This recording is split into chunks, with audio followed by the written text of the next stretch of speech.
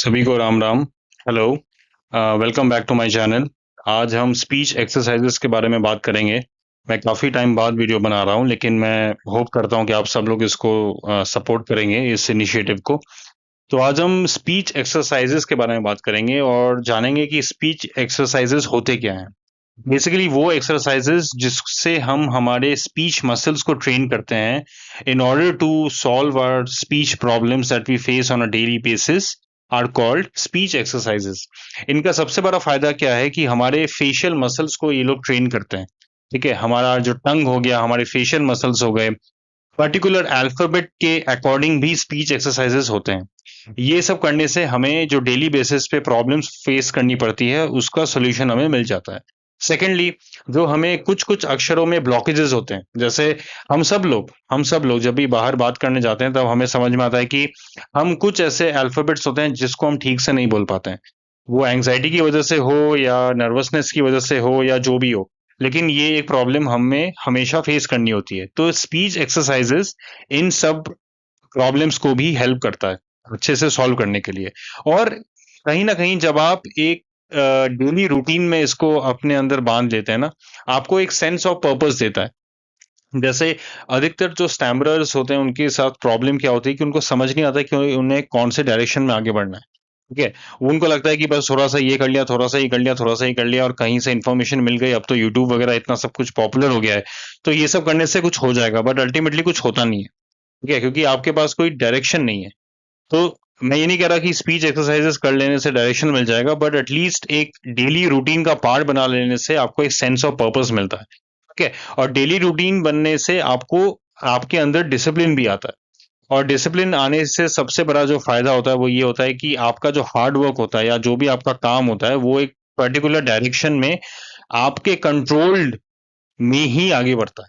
Otherwise अगर आप काम कर रहे हैं लेकिन स्कैटर्ड तरीके से काम कर रहे हैं तो उसका कुछ बहुत बड़ा फायदा आपको नहीं मिलने वाला है। तो ये स्पीच एक्सरसाइजेस के फायदे होते हैं। इनको रोज करना चाहिए कि नहीं करना चाहिए, उसको लेके बहुत बड़ा कंफ्यूजन रहता है लोगों के मन में कि क्या हमें इसको रोज करना चाहिए या नहीं।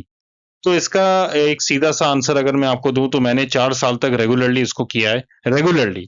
ठीक है, कौन कौन से एक्सरसाइजेस किए उसके बारे में हम लोग फ्यूचर की वीडियोस में बात करने वाले हैं, बट मैंने इसको रेगुलरली 4 साल तक किया है।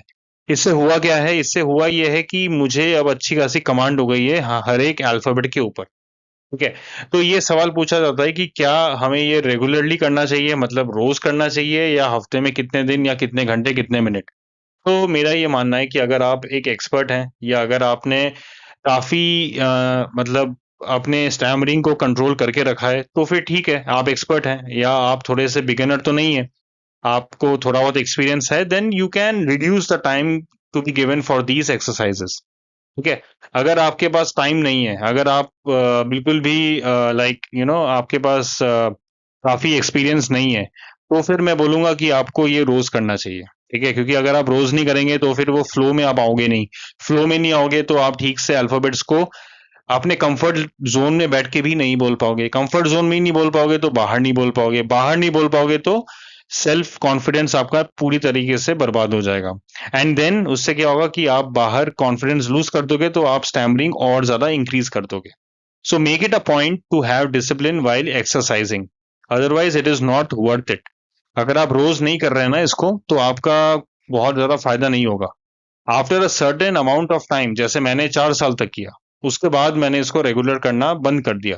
तो उतना डेडिकेशन आपको दिखाना पड़ेगा, तब जाके आप इसको सॉल्व कर सकते हैं। ठीक है, otherwise it is not worth it. ठीक है, तो आप स्पीच एक्सरसाइजेस के बारे में जो मैंने समझाया उसको ध्यान से समझिए, और ये समझिए कि ये जो क्वेश्चन आता है कि रोज करना चाहिए या नहीं, उसका आंसर भी मैंने इस वीडियो में दे दिया है अच्छे से। ठीक है, अगले वीडियोस में हम लोग क्या क्या देखने वाले हैं, अगले वीडियोस में मैं आपको स्पीच एक्सरसाइजेस के बारे में डिटेल्ड चीजें सब कुछ बताऊंगा, कितने तरह के स्पीच एक्सरसाइजेस होते हैं, किनको क्या क्या करना चाहिए। उसमें डिपेंड करेगा कि आपकी स्टैमरिंग की सिविरिटी कितनी है। अगर स्टैमरिंग की सिविरिटी बहुत ज्यादा नहीं है, then in that case you will not be able to simply do it.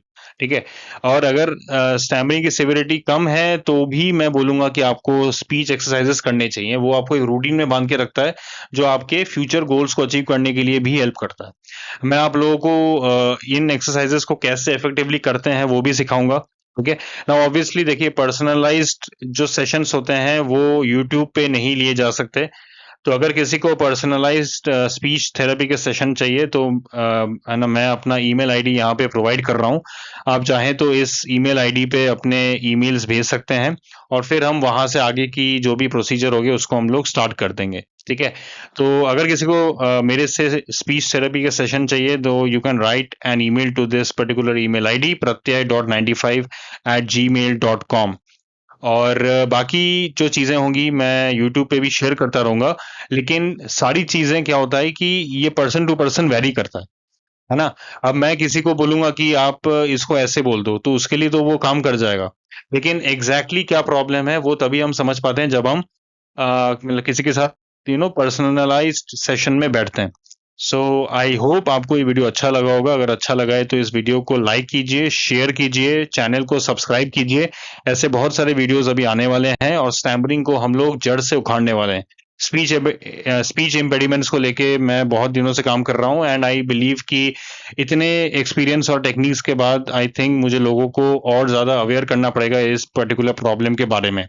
सो मिलते हैं आपसे अगले वीडियो में। Take care, good bye.